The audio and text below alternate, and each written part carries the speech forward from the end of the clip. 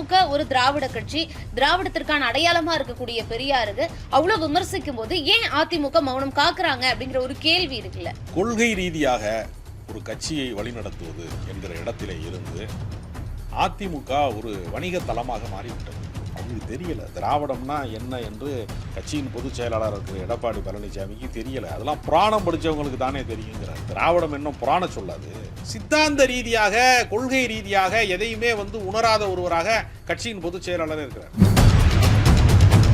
கம்முன்னு இருந்தால் தான் நம்ம ஜம்முன்னு இருக்க முடியும்னு சொல்கிற மாதிரி ஒரு வாழ்க்கை முறையை அவங்க வாழ்கிறாங்க. அதனால் பாஜகவை விட்டு வெளியேறுவாங்க, அவர்கள் சித்தாந்தங்களை எதிர்க்க மாட்டாங்க.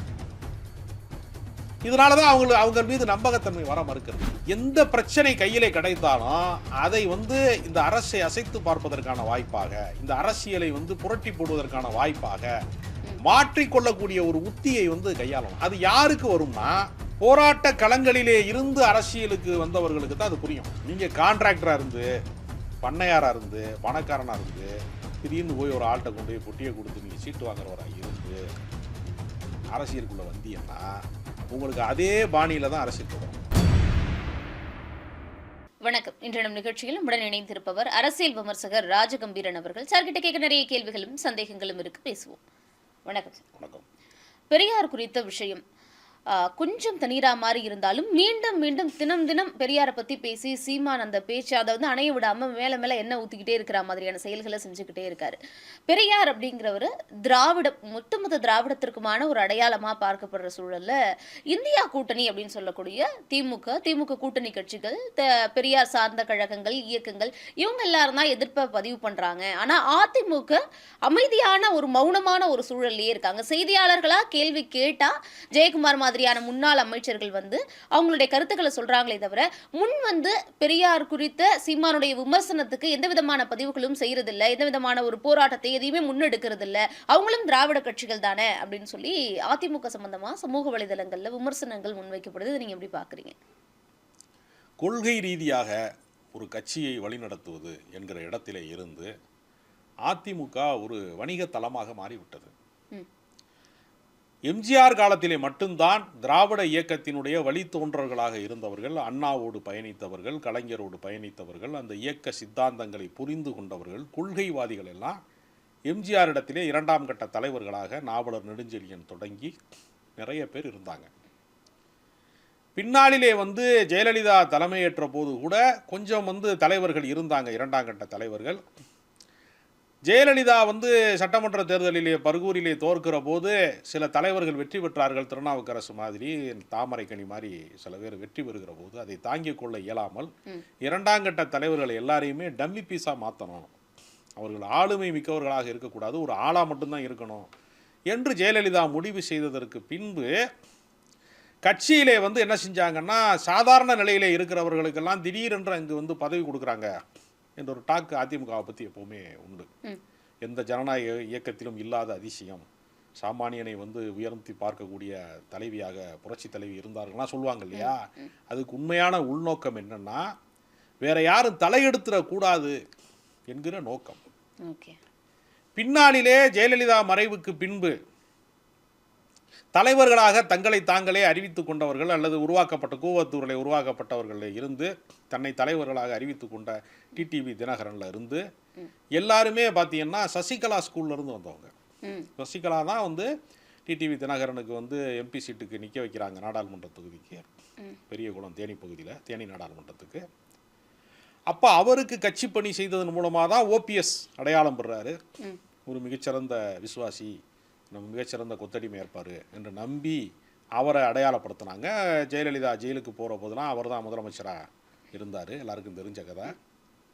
பின்னால் அவர் சரியில்லாமல் போயிட்டார் என்கிற சந்தேகம் வந்தபோது, பாஜகவிற்கு அவர் கையாளாக வேலை செய்கிறாரோ என்கிற பயம் வந்தபோது, கூவத்தூரிலே ஜனநாயகத்துக்கு அவர்களுக்கு அதான் ஜனநாயகம், ஜனநாயகத்துக்கு புறம்பான ஒரு ஆளாகத்தான் ஊர்ந்து சேர்ந்தார் இவர். அப்போ மொத்தத்தில் இவர்கள் அரசியல் கட்சியினுடைய தலைமையை எங்கே இருந்து தேர்வு செய்கிறார்கள் என்று பார்த்தா, இன்றைக்கு அதிமுக சந்திக்கிற அத்தனை சீரழிவுகளுக்கும் ஒற்றை காரணம் யாருன்னு சொன்னா சசிகலா தான். ஏன்னா அவங்களால உருவாக்கப்பட்டவர் தானே ஓபிஎஸ், அவங்களால உருவாக்கப்பட்டவர் தானே இபிஎஸ். அவங்களால அடையாளப்படுத்தப்பட்டவர் தானே டிடிவி தினகரன். இவங்க 3 பேர் தானே தலைவர். வேற யார் இருக்கு அதிமுக தலைவரா? ஆனா டிடிவி தினகரன் கூட சீமான் குறித்த பெரியார் சம்பந்தமான விமர்சனத்துக்கு வந்து எதிர்ப்பு தெரிவிக்கிறாரு. இப்போ அதிமுக ஒரு திராவிட கட்சி, திராவிடத்திற்கான அடையாளமா இருக்கக்கூடிய பெரியாருக்கு அவ்வளவு விமர்சிக்கும் போது ஏன் அதிமுக மௌனம் காக்குறாங்க அப்படிங்கிற ஒரு கேள்வி இருக்குல்ல. அதாவது வச்சுக்கிட்டு யாரும் வஞ்சகம் பண்ணல. அவங்களுக்கு தெரியல திராவிடம்னா என்ன என்று கட்சியின் பொதுச் செயலாளர் இருக்கிற எடப்பாடி பழனிசாமிக்கு தெரியல. அதெல்லாம் புராணம் படித்தவங்களுக்கு தானே தெரியுங்கிறார். திராவிடம் இன்னும் புராண சொல்லாது. ஒரு இயக்க வரலாறு தெரியாத ஒரு தத்தியா வந்து இருக்கிறத அவரே வெளிப்படுத்துறாரு. சித்தாந்த ரீதியாக கொள்கை ரீதியாக எதையுமே வந்து உணராத ஒருவராக கட்சியின் பொதுச் செயலாளர் இருக்கிறார். ஆனால் கட்சியில் இருக்கிற எல்லாரும் அறிவிலிகள் அல்ல, ஆற்றல் குறைந்தவர்கள் அல்ல. அங்கு வந்து அறிவு சார்ந்தவர்கள் பல பேர் இருக்கிறாங்க. மூத்த தலைவர்கள் சித்தாந்தம் தெரிந்தவர்கள்லாம் இருக்கிறாங்க. அது வந்து முனிச்சாமி போன்றவர்கள், அன்வர் ராஜா போன்றவர்கள், வைகை செல்வன் போன்றவர்கள், அவங்களுக்கெல்லாம் தெரியும். அவங்கெல்லாம் முன்னெடுக்கலாமே. அவங்களாம் எடப்பாடி பழனிசாமி அவங்கெல்லாம் கருத்து சொல்லுகிற இடத்துலயே அவங்க இல்லை. கொண்டு போய் சேர்க்க வேண்டிய இடத்துல இருக்காங்களா? எடப்பாடி பழனிசாமி கிட்ட சொல்லாம இந்த மாதிரி பெரியார் குறித்து விமர்சிச்சிருக்காங்க, ஈரோட்லயே போய் நிக்கிறாரு அதிமுக, அதுவும் கொங்கு மண்டலத்துல அது நமக்கு நிறைய வாக்குகள் இருக்கக்கூடிய ஒரு தொகுதி வந்து ஈரோடு. அப்ப நம்ம வந்து எதிர்த்து ஏதாவது ஒரு போராட்டத்தையோ ஒரு ஆர்ப்பாட்டத்தையோ முன்னெடுத்தாதானே நல்லது அப்படின்னு சொல்லி இவங்கெல்லாம் சொல்லலாம்ல. ஈரோடு இடைத்தேர்தலை திமுக ஆட்சியின் மீதான தவறுகள் குறித்த விமர்சனத்தை மக்கள் மன்றத்தில் வைப்பதற்கான ஒரு நல் வாய்ப்பாக அதிமுக பயன்படுத்தி இருக்க வேண்டும். இவர்கள் என்னென்ன குற்றச்சாட்டு சொன்னார்கள்? யார் அந்த சார்னு போராட்டம் நடத்தினாங்கல்ல, எத்தனையோ வந்து போராட்டங்களை முன்வைத்தாங்கல்ல, இந்த ஆட்சி வந்து சரியில்லை அப்படின்னு சொன்னாங்கல்ல, சட்டம் ஒழுங்கு சரியில்லைன்னா சொன்னாங்கல்ல. இதையெல்லாம் மக்கள் மன்றத்திலே கொண்டு போய் சேர்ப்பதற்கான வாய்ப்பாக அவர்கள் இடைத்தேர்தலை வந்து கருதி இருக்க வேண்டும். அப்போ அவங்க சொன்ன கருத்து மேலே அவங்களுக்கே நம்பிக்கை இல்லை. அவங்க என்ன நினைக்கிறாங்க, நம்ம எப்படியும் ஜெயிக்க போகிறதில்ல. தேர்தல் அரசியல் என்பது வெறும் வெற்றி தோல்வி மட்டுமல்ல, நீங்கள் களத்தில் இருக்கிறீர்கள் என்பதையும் உறுதி செய்வதற்கான ஒரு இடம். ஒரு கட்சி வந்து திடீர்னு ஸ்லீப்பிங் மோடில் போயிட்டு திடீர்னு எந்திரிச்சு வந்தால் அந்த தலைவர் திடீர்னு வெள்ளச்சட்டியை போட்டு வெளியே வர்றாருன்னா மக்கள்கிட்ட எந்த உற்சாகம் வராது. அரசியல் என்பது தொடர் நடவடிக்கையாக இருக்கணும். தொடர்ந்து இயங்குறவங்களுக்கு தான் அரசியலில் வந்து தமிழ்நாட்டில் மட்டும் இல்லை, இந்திய அளவில் என்ன நடந்தாலும் அதுக்கு ரியாக்ட் பண்ணக்கூடிய இடத்துல வந்து ஒரு அரசியல் கட்சி இருக்கணும்.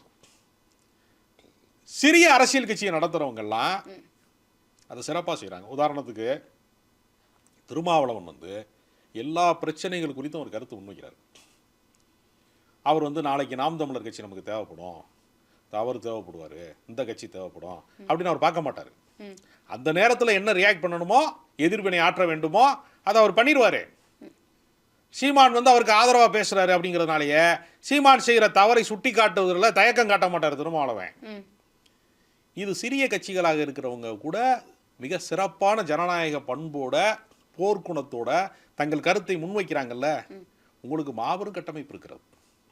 பெரியார் குறித்து பேசியதற்கு தமிழ்நாடு முழுக்க அதிமுக நினைச்சாருன்னா ஆர்ப்பாட்டமே பண்ண முடியும். எந்த பிரச்சனை கையிலே கிடைத்தாலும் அதை வந்து இந்த அரசை அசைத்து பார்ப்பதற்கான வாய்ப்பாக, இந்த அரசியலை வந்து புரட்டி போடுவதற்கான வாய்ப்பாக மாற்றிக்கொள்ளக்கூடிய ஒரு உத்தியை வந்து கையாளணும். அது யாருக்கு வரும்னா, போராட்ட களங்களிலே இருந்து அரசியலுக்கு வந்தவர்களுக்கு தான் அது புரியும். நீங்கள் கான்ட்ராக்டராக இருந்து, பண்ணையாராக இருந்து, பணக்காரனாக இருந்து திடீர்னு போய் ஒரு ஆள்கிட்ட கொண்டு போய் பொட்டியை கொடுத்து நீங்கள் சீட்டு வாங்குறவராக இருந்து அரசியலுக்குள்ளே வந்தீங்கன்னா உங்களுக்கு அதே பாணியில் தான் அரசியல் தொடரும். அப்போ அதிமுக பெரியார் சம்பந்தமான இந்த விமர்சனத்துக்கு மிகப்பெரிய அளவில் நீங்கள் சொல்கிற மாதிரி போராட்டங்களையோ ஆர்ப்பாட்டங்களையோ முன்னெடுக்காததற்கான காரணமா எம்ஜிஆர், ஜெயலலிதா, அதை தாண்டி அண்ணா இவர்களோட நம்மளுடைய தலைவர்கள் அப்படிங்கிறவங்க முடிஞ்சுட்டாங்க, இது வரைக்கும் போதும் அப்படின்னு ஒரு எல்லை வகுத்திருக்காங்க அப்படின்னு வச்சுக்கலாமா? இல்லை அப்படின்னா இப்போ பாஜகவோட மீண்டும் கூட்டணின்னு சொல்கிறாங்களே, அதற்கான ஒரு இடர்பாடா, இடையில ஒரு இடைஞ்சலா இது இருக்கக்கூடாது அப்படிங்கிறதுக்கான எப்படி புரிஞ்சுக்கிறது? அதாவது பாஜகவோட கூட்டணிக்கு போவதற்கு அதிமுக விரும்பவில்லை, பாஜக தான் விரும்புகிறது. அது ஒரு ஒருதலை காதல். பாஜக தான் எப்படியாவது அதிமுகவை வந்து தன் பக்கம் திருப்புவதன் வழியாக, மிரட்டுவதன் வழியாக, வருமான வரித்துறை ரைடு போவதன் வழியாக தன்னை எப்படியாவது தன்வசப்படுத்திக் கொள்ள வேண்டும் என்பதற்கு பாஜக தான் தவிக்கிறது. அதிமுக அதை தவிர்க்கிறது. சரி, அப்புறம் ஏன் இந்த மௌனம்? மௌனத்திற்கு என்ன காரணம்னா, போராட்ட குணத்திலே இருந்து வளர்த்தெடுக்கப்பட்ட தலைவர்களாக இவர்கள் உருவாகவில்லை. ஒரு கடந்த கால வரலாறு இருக்குல்ல, ஏன் வந்து திருமாவளவன் எதிர்குரல் எழுப்புகிறார்? ஏன் வந்து ஒரு கம்யூனிஸ்ட் கட்சி வந்து ஒரு மாநாடு நடத்துகிற போது காவல்துறையை கண்டித்து இது என்ன அறிவிக்கப்படாத எமர்ஜென்சியா என்று ஏன் கே பாலகிருஷ்ணன் கேட்கிறாரு? அவர் வாச்சாத்தியில் மிகப்பெரிய போராட்டத்தை நடத்திய ஒருவரை வந்து அந்த கட்சி தலைவராக்குது. மிக நீண்ட ஒரு 30 ஆண்டு கால மலைவாழ் மக்களுடைய பிரச்சனையை வந்து கையாண்ட ஒரு போராளி வந்து அந்த கட்சி தலைவராகுது. அப்போ போராட்ட குணம் கொண்டவர்கள் அப்படிங்கிற ஒரு விஷயத்துல இருந்து அரசியலுக்கு வந்தவர்களுக்கு தான் அந்த குணாதிசயம் இருக்கும். ஜெயலலிதாவுக்கு ஒரு போர்க்குணம் இருக்கிறது. ஜெயலலிதா வந்து தன் மீது தொடுக்கப்பட்ட எல்லா அரசியல் ரீதியான எல்லா விதத்தையும் எதிர்கொண்டார்ல. ஒரு பெண்ணாக இருந்து அவர் மீது பல வகையான அவதூறுகள் இருக்கு, அல்லது பல விதமான குற்றச்சாட்டுகள் இருக்கு. அப்படின்னாலும் வீறு கொண்டு எழுந்தாங்கல்ல அவங்க. அப்போ கடந்த காலத்துல இருக்கக்கூடிய வரலாறுகள் தெரியல, அதை பத்தின ஒரு அறிவுகள், அது சம்பந்தமான புத்தகங்களை படிக்கல அப்படிங்கிற ஒரு விஷயமும் அவங்க போராட்ட களத்துல இல்ல. இது ரெண்டு தான் அதிமுக பெரியார் விஷயத்துல அமைதி காக்கிறதுக்கான காரணம்னு சொல்றீங்க. அரசியலில் வந்து நீங்கள் எந்த பாதையிலே உருவாகிறீர்கள் என்ற ஒரு கேள்வி இருக்கிறது. இப்போ கலைஞர் உருவாகிறாருன்னா அவர் இந்திய எதிர்ப்பு போராட்டத்தில் இருந்து, அவர் மாணவர் பருவத்தில் இருந்து, பல போராட்டங்கள்ல இருந்து வந்த தலைவர். ஜெயலலிதா வந்து பல புறக்கணிப்புல இருந்து உருவாகி அதை எதிர்நீச்சல்லையே வந்த ஒரு தலைவி. ஒவ்வொருத்தருக்குமே ஒரு எதிர்நீச்சல் இருக்கணும். அந்த மாதிரி பாதையில் அவர் வரவே இல்லையே. கட்சி வந்து சொல்றதை கேட்டுக்கிற இடத்துல தானே அவர் இபிஎஸ் இருந்திருக்காரு. அப்போ அவங்களுக்குலாம் வந்து சுயமாக இயங்கக்கூடிய ஆற்றல் அப்படிங்கிறது அவங்களுக்கு இல்லை. அப்புறம் இன்னொரு விஷயம் என்னன்னா, ரொம்ப கார்ப்பரேட் மயமாக பெரும் பணம் சேர்க்கிற அரசியலை கையாண்டு பழகியவர்கள் அதை சேஃப்டியாக இருக்கணும்னா கொஞ்சம் அமைதியாக இருக்கணும். கம்முன்னு இருந்தால் தான் நம்ம ஜம்முன்னு இருக்க முடியும்னு சொல்கிற மாதிரி ஒரு வாழ்க்கை முறையை அவங்க வாழ்கிறாங்க. தன் மீது ஏதாவது வழக்கு பாய்ந்து விடுமோ, தன்னுக்கு ஏதாவது நெருக்கடி வந்துடுமோ, அதனால் பாஜகவை விட்டு வெளியேறுவாங்க. அவர்கள் சித்தாந்தங்களை எதிர்க்க மாட்டாங்க. இதனால தான் அவங்க மீது நம்பகத்தன்மை வர மறுக்கிறது. பாஜகவை விட்டு அதிமுக பிரிந்து விட்டது என்று சொல்வதை யாருமே நம்ப மறுக்கிறதுக்கு என்ன காரணம்? எதிர்குரலாக அவர்கள் பேசுவதில்லை. பட்டும் படாமல் மேம்போக்காக ஒரு விஷயத்தை பேசுவாங்க. அது அரசியலை பொறுத்தவரையில் உங்களுடைய குரலை நீங்கள் ஓங்கி ஒலிக்கலைன்னா, நீங்கள் மௌனமாக இருந்தீங்கன்னா, நீங்கள் அரசியலில் இல்லாமலே போயிடுவீங்க. இரண்டு பக்கமுமான பேலன்சிங் வந்து அரசியலுக்கு பயன்படாது. அரசு பாஜகவை எதிர்க்கணும் அப்படின்னு திமுக முடிவு பண்ணி அவங்க எல்லாத்துலேயும் எதிர்ப்பு கருத்து சொல்கிறாங்கல்ல. அவங்களுக்கு தான் அதில் நெருக்கடி இருக்குது. அமைச்சர்கள் மேலே வழக்கு இருக்குது, அவங்களுக்கும் பல வகையான நெருக்கடி இருக்குது. சனாதனத்துக்காக பல வழக்குகள் உதயநிதி மேலே போட்டு இப்போ தள்ளுபடி ஆயிருக்குல்ல. ஆனால் அந்த நேரம் என்ன சொன்னாங்க?